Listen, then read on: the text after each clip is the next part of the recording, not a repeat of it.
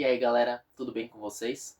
O vídeo de hoje é o sexto episódio da série Desencalhando Livros aqui no canal, onde eu falo sobre um livro encalhado da minha estante, um livro novo que chegou e eu tava morrendo de vontade de ler. Cada vídeo eu escolho uma categoria diferente para a escolha dos livros. Dessa vez, para o Desencalhando Livros, eu decidi escolher um livro que já estava na minha estante há um bom tempo. Era um livro que eu tinha muita vontade de ler e todos os dias, praticamente, quando eu olhava para esse livro, quando eu enxergava ele na minha estante, eu pensava que eu ia ser a última pessoa a ler ele. O livro que eu estou falando é um livro da minha autora favorita, ou seja, a Agatha Christie.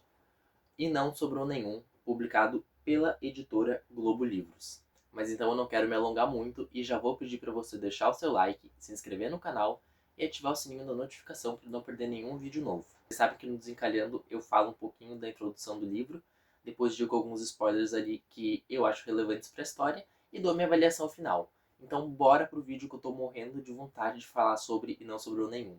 Mas obviamente depois da intro do canal.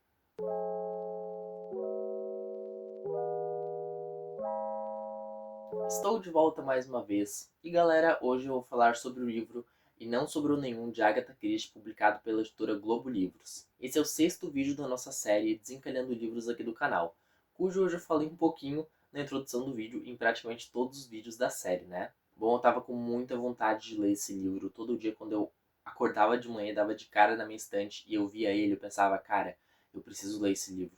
Tipo assim, minha mãe queria que eu lesse antes dela, né? Pra mim ver se ia ser bom mesmo tudo isso que as pessoas falavam. Colegas meus lá no trabalho diziam, Vicente, pelo amor de Deus, como é que tu não leu ainda não sobrou nenhum? Tu é o maior fã de Agatha Christie que a gente conhece, como que tu não leu a obra-prima dela? E eu ficava pensando, verdade, eu não li porque simplesmente eu esqueço, sabe? Tem muitos livros na minha estante, cada vez eu pego um, cada vez eu pego outro, dois, três, leio tudo de uma vez só. Mas eu acabei deixando o E Não Sobrou Nenhum na minha estante encalhado. E por isso que hoje eu resolvi desencalhar ele. Hoje não, né? Na verdade, na semana passada. Eu li ele em mais ou menos uns 2 ou 3 dias. Até porque eu não tenho tempo, literalmente 24 horas para ler, né? Tem trabalho e tudo mais, fazer de casa. Mas quando eu chegava em casa, eu já pegava o livro e ó, ia lendo, lendo, lendo e devorando. E hoje eu vou falar para vocês um pouquinho a respeito deste belíssimo e maravilhoso livro de Agatha Christie. Tipo assim, ó, antes mesmo de dar minha opinião final e dizer a nota que eu dou para ele, vocês já podem saber que esse livro aqui foi favoritado e é um dos melhores da Agatha Christie que eu li em toda a minha vida. Mas então, sem mais enrolações, vamos a um pequeno resumo, né, uma pequena sinopse, alguma coisa do livro que eu vou falar para vocês. Lembrando que nesse vídeo aqui vai ter spoilers sobre essa obra aqui, e eu vou deixar a minutagem certinho para vocês pularem. Mas por enquanto eu vou falar um pouquinho dele sem spoilers, para só no final revelar todo o plot twist da história. Em E Não Sobrou Nenhum, a gente vai acompanhar 10 personagens. Eu não sei se todo mundo sabe, mas antes desse livro receber esse novo título, né, que é um segundo título, ele tinha outro nome, né? Que era o caso dos 10 negrinhos, se eu não me engano. Era bem isso mesmo. Só que por motivos óbvios, né? As editoras que escreveram esse livro depois, né? Que publicaram esse livro, melhor falando, trocaram o nome de O Caso dos 10 Negrinhos para E Não Sobrou Nenhum. O que faz muito sentido também com o poema que a gente tem na história. Como assim poema, Vicente? Explica isso direito. Eu já vou fazer isso, tá, gente? Então aqui a gente vai acompanhar 10 personagens principais. Eles nada parecem ter a ver um com o outro do início do livro, mas logo quando a gente vai lendo e ingressando na leitura, a gente vai começar a compreender por que esses 10 personagens estão inseridos na história. Como eu disse, nenhum desses personagens tem a ver um com o outro. Então a gente vai ter um médico, uma mulher que trabalha numa floricultura, exemplo, tá? A gente vai ter um advogado, a gente vai ter uma pessoa, um senhor aposentado, a gente vai ter uma pessoa que trabalha ali treinando cães, coisa do tipo. Tô dando exemplos bem básicos assim só para vocês entenderem que eles não têm literalmente nenhuma ligação aparente. A gente começa acompanhando um senhor que chama Wargrave e ele tá meio que ali numa classe para fumantes no trem. Ele tá basicamente indo para uma ilha misteriosa, onde ele e mais 9 pessoas foram convidadas por alguém que eles não sabem quem é. Pois é, bem esquisito, né? Essas 10 pessoas então vão se encontrar nessa grande ilha, que é literalmente uma ilha bem afastada, tá? Ali da cidade grande, que tem uma bela e de uma baita de uma mansão. Coisa que a gente já pode ver aqui na capa, né? A gente vê aqui o mar, aquela lua ali refletindo, e aqui a gente vê a mansão com alguns morcegos, uma árvore, uma coisa bem macabra mesmo, né? Essa capa é bem macabra. que faz muito sentido com a história. Essas 10 pessoas, elas vão ser convocadas, ou convidadas, não sei como é que eu posso dizer, eu acho que convidadas, né, para passar uma temporada nessa ilha misteriosa. A temporada que eu digo é, sei lá, 2, 3 dias, 4 dias, uma semana, não sei, não é explicado pra gente no início da história. Então a gente vai ter esses 10 personagens totalmente aleatórios, que nada tem a ver um com o outro, nessa ilha misteriosa. Esses personagens, eles chegam lá e se acomodam, cada um em um quarto, né, tem 10 quartos certinhos para cada um deles. E logo de cara eles notam, né, a gente leitor também, na visão de cada personagem, a gente nota que tem uma semelhança em todos esses quartos. Tudo bem, os quartos eles são meio que padrão, mas em todos eles tem um poema infantil emoldurado na parede e meio que um tabuleiro de xadrez, vamos pensar assim, com 10 peões. E aí tudo bem. No início eles até leem um poema, tipo, aqui atrás está escrito, tá? Não lembro do poema de cor, então eu vou ler aqui atrás. 10 soldadinhos saem para jantar. A fome os move. Um se engasgou, então sobraram 9. Aí vai lá, 8 soldadinhos saíram, blá blá blá blá blá blá, sabe? Com um poema com rimas. Eu vou ver se encontro aqui para ler para vocês. Bom, finalmente, depois de 10 minutos procurando, eu achei o poema e eu vou ler ele agora para vocês, tá? Vou ler bem normalzinho mesmo, na velocidade normal, não vou tentar ser rápido, porque senão eu vou começar a embaralhar todas as palavras. Tá na página 49 do livro, tá? Uma coisa também que eu vou dizer pra vocês é que esse livro, ele é bem grossinho. Ele tem 400 páginas. Ele é bem mais, assim... Ele é bem maior do que os outros livros da Agatha Christie que a gente tá acostumado a ler, que pelo menos eu tô acostumado, né? Mas, vamos ao poema. 10 soldadinhos saem para jantar. A fome os move. Um deles se engasgou e então sobraram 9. 9 soldadinhos acordados até tarde, mas nenhum está afoito. Um deles dormiu demais e então sobraram 8. 8 soldadinhos vão a Devon passear e comprar chiclete. Um não quis mais voltar, então sobraram 7. 7 soldadinhos vão rachar lenha, mas eis que um deles cortou-se ao meio, e então sobraram 6. 6 soldadinhos com a colmeia, brincando com afinco. A abelha pica um, e então sobraram 5. 5 soldadinhos vão ao tribunal, ver julgar o fato. Um ficou em apuros, e então sobraram 4. 4 soldadinhos vão ao mar. Um não teve vez. Foi engolido pelo arenque defumado, e então sobraram 3. E então sobraram 3, né? 3 soldadinhos passeando no zoológico, vendo leões e bois. O urso abraçou um, e então sobraram 2. 2 soldadinhos brincando ao sol, sem medo algum. Um deles se queimou, e então sobrou só um. Um soldadinho fica sozinho, só resta um. Ele se enforcou, e não sobrou nenhum. Conseguiram compreender o quão bizarro é esse poema? Imagina tu tá numa ilha deserta, assim, sabe? Só uma casa ali que tu não conhece ninguém. Literalmente não conhece nenhum dos 9 convidados, além de ti. Não sabe quem te chamou, não tem nenhum mordomo, nem nada naquela casa. E na frente da tua cama, na parede, tem esse poema com 10 soldadinhos em cima de uma mesa. Sério, eu pegava minhas coisas, nem que tivesse que pular no mar, eu ia embora. Mas essas pessoas, obviamente, não vão embora. Elas não estão nem aí para aqueles soldadinhos, elas não estão nem aí para aquele poema na parede. Eu vou deixar meu dedo marcando aqui para caso eu precise ler para ver o que aconteceu com os personagens, tá? Porque vocês já devem imaginar, o nome do livro é E Não Sobrou Nenhum. Alguma coisa vai acontecer. E obviamente nós estamos falando de Agatha Christie, a rainha do crime. É óbvio que um assassinato ao menos vai acontecer na história. Bom, essas 10 pessoas elas estão ali reunidas então na sala de jantar durante algum momento ali naquela casa, né? E estão conversando para ver tipo o que elas têm em comum. Você gosta de ler? Eu gosto de ler. Você gosta de tricotar? Eu gosto de tricotar. Quando do nada surge uma voz assim do além e fala: todas as pessoas que estão nessa casa cometeram algum crime perante a lei que não pode mais ser solucionado. Todos vocês são culpados e vão pagar com suas vidas. Alguma coisa assim, tá? Eu tentei fazer uma voz mais grave, mas não sei se colou bem não. E essas pessoas ficam apavoradas, pensando, cara, quem é que tá falando isso? Quem é o maníaco, o lunático que tá falando isso? Ninguém fez nada, eu sou inocente, ele é inocente, ela é inocente. E assim vai indo. Só que a gente sabe que no fundo aquelas pessoas fizeram alguma coisa assim no passado. Conforme o livro vai avançando e a gente vai começando a compreender mais o ponto de vista de cada um dos 9, dos 10 personagens, a gente compreende que sim, eles fizeram coisas inimagináveis, cometeram assassinatos, crimes e até mataram pessoas de forma indiretamente. Vou usar um exemplo. Tem uma mulher que ela meio que tinha ali, que cuidava de crianças, alguma coisa assim. E um dia ela estava num rio e essa criança perguntou para ela, vivia perguntando se ela podia nadar até o outro lado do rio. A mulher um dia, de saco cheio, se irritou e disse: vai nadar, faz o que tu quiser, só não me perturba. A criança foi e a criança se afogou. Ela morreu por responsabilidade da mulher. Teve uma outra pessoa lá que é um juiz muito severo. Inclusive, eu acho que era o Wargrave, que eu falei pra vocês lá no início do vídeo. O Wargrave, ele era um juiz muito severo e aí ele acabou dando uma pena errada pra uma pessoa errada e essa pessoa acabou morrendo. Então, entenderam? Cada pessoa tem alguma coisa muito ruim que fez perante a lei, porém essas pessoas não vão ser descobertas. Então elas devem pagar de alguma maneira. Durante essa mesma reunião, essa reunião onde eles estão conversando e essa voz do além, de um alto-falante, provavelmente surge, eles estão ali meio que tomando umas bebidas, uns drinks. Quando do nada alguém ali do meio toma um drink, tipo assim, um martini, sei lá, um exemplo, né? E começa a engasgar, começa a se debater e simplesmente vai a óbito ali no chão, na frente de todo mundo. Eles ficam apavorados, mas graças ao bom Deus tem um médico entre eles. Esse médico começa a examinar o cara e descobre que ele foi envenenado com cianureto. Depois dessa noite toda apavorante, que uma pessoa morreu e o corpo dela tá ainda lá no meio da sala, eles resolvem ir dormir para tentar sair daquela casa e daquela ilha no dia seguinte. Quando no dia seguinte todos eles acordam, menos uma pessoa.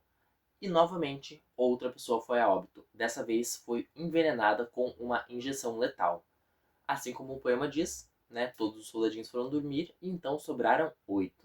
E aí cada vez mais a gente começa a compreender a magnitude da obra que é esse livro que a Agatha Christie escreveu. Esse livro é perfeito e eu tenho... Nossa, tem muito pra falar dele ainda, tá? Não vão embora que o vídeo não tá acabando. Eu espero que não, pelo menos. Espero que não fique muito comprido também, né? Mas vamos lá, aos pouquinhos que logo vocês entendem, vocês vão compreender porque que eu achei ele tão grandioso assim.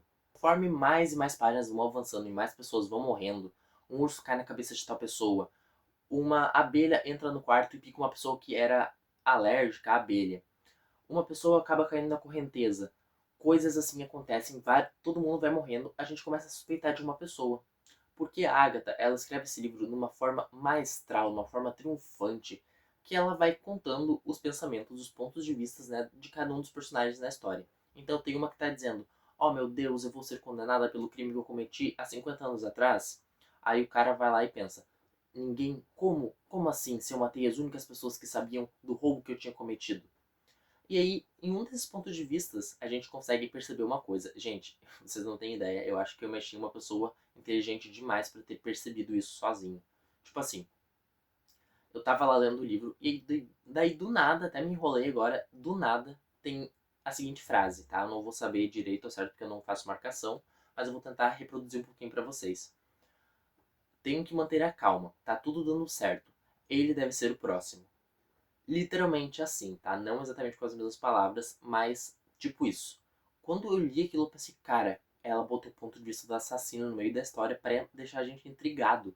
Isso é fenomenal, isso é fenomenal e é fantástico. Desde o início eu tinha certeza de que o Wargrave era o grande do assassino, porque ele era um juiz. Ele cometia, né, ali os atos, não cometia os atos, mas ele julgava as pessoas. Ele sempre estava julgando, ele sempre estava dizendo, então, porque tal pessoa morreu e ela merecia. Se eu fosse juiz ainda, se eu não fosse aposentado, eu teria feito a mesma coisa e teria condenado ele à morte. Tal pessoa morreu, viu? Eu falei que não era ele. Eu acho que é outra pessoa. E ele ia ficando julgando todo mundo. Aí eu teve uma hora que eu falei, cara, esse velho é o assassino. Só que aí acontece ali um caos, uma bagunça, e o Wargrave tomou um tiro bem aqui assim, do lado da têmpora direita dele. O velho com a cabeça explodida cai no chão e ele morreu. E aí a gente fica, cara, só tem mais 3 pessoas. Quem delas é o assassino? Tipo assim, não tinha como uma senhora de idade ser assassina. Não tinha como um cara que era, tipo, tinha problemas ali psicológicos, né? Ele tava, tipo, muito louco já por causa de tudo que estava acontecendo. Se envolvia com... Era envolvido com álcool, né? Era alcoólatra. Não tinha como ter sido ele ter orquestrado tudo aquilo. E tinha outro cara que estava desaparecido na casa. Bom, depois de tanta reviravolta, eu finalmente vou falar o plot twist e o grande spoiler da obra de Agatha Christie, que aí não sobrou nenhum. Se você não quer saber nenhum spoiler, nem esse spoiler master que eu vou falar agora, esse plot twist master, pule pro minuto que eu vou estar deixando aqui em cima. Bom, se você ficou no vídeo é porque você já leu essa obra, ou mesmo sem ter lido, quer saber o plot para ver se você quer realmente ler o livro. Chega a última pessoa e é uma mulher, uma moça. Ela tá ali crente que todo mundo foi assassinado, né? Todo mundo tá morto na casa. E ela decide subir até o último andar, porque ela tá, assim, pensando que o amado dela, o esposo que já faleceu, o fantasma dele tá esperando ela no último andar.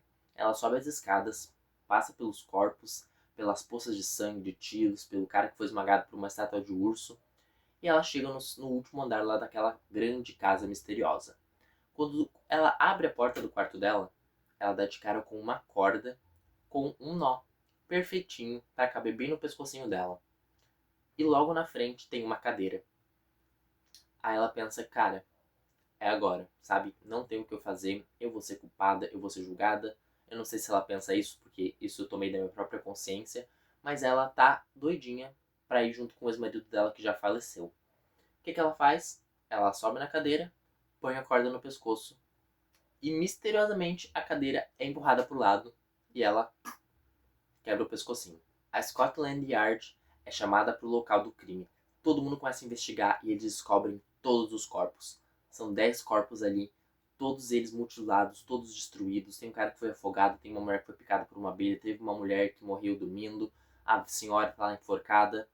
Só que um detalhe passa despercebido pelos policiais. Cadê a cadeira que a mulher subiu para se enforcar? Ela estava novamente encostada na parede. Desde o início tinha um assassino misterioso na casa.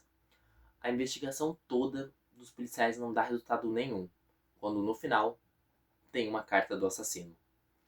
O verdadeiro vilão, a pessoa que planejou, eu não sei se eu nem posso chamar de vilão, né? Porque ele matou pessoas horríveis. Ele matou pessoas que tinham matado outras pessoas e estavam ali vivendo a vida normalmente. Então eu acho que ele é um anti-herói da história, né? Obviamente ele é o antagonista do livro para os personagens, mas para mim ele só tava fazendo uma boa ação, sabe? Tipo o Dexter daquela série. E, cara, é fenomenal o que a Agatha faz com esse livro, o que ela faz com a nossa cabeça de leitor. Lembra que eu disse pra vocês que eu achava que era o Wargrave, o juiz que julgava todo mundo? Nunca estive errado.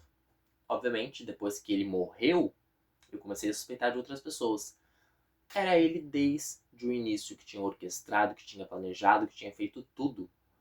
Ele fez tudo. Logo depois que a senhora subiu na cadeira, ele simplesmente chutou a cadeira dos pés dela, ela caiu enforcada, ele pegou a cadeira e colocou de volta no lugar como se nada tivesse acontecido e deixou a ilha. Ele tinha feito o serviço dele, ele deu uma de Jigsaw de Jogos Mortais, pegou pessoas horríveis e exterminou com a vida de todas elas, ceifou a vida de todas as pessoas. Vou ler aqui a página 399, tá? Não toda, mas só o último trechinho dela. Serei encontrado, estendido na minha cama, morto por um tiro na testa, de acordo com o que foi relatado por outras vítimas, né, pelas outras vítimas. Minhas colegas de infortúnio. Quando nossos corpos forem encontrados e por fim examinados, já não será possível determinar com exatidão a hora da morte de cada um.